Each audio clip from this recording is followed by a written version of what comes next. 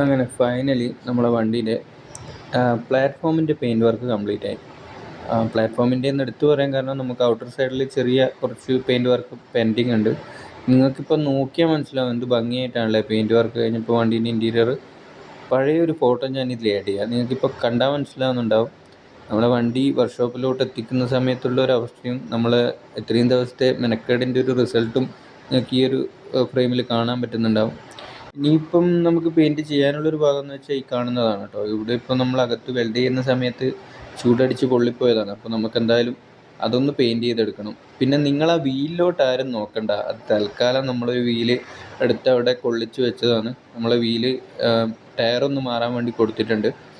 പിന്നെ അതുപോലെ നമുക്കിപ്പോൾ നാളെ കളർ മിക്സ് ചെയ്ത് കൊണ്ടുവരണമെങ്കിൽ അതിൻ്റെ സാമ്പിൾ വേണമല്ലോ. അതുകൊണ്ട് നമ്മളിപ്പോൾ ഈ ഫ്യൂവലിട്ട് അയച്ച് കൊണ്ടുപോകാനാണ് നോക്കുന്നത് കേട്ടോ.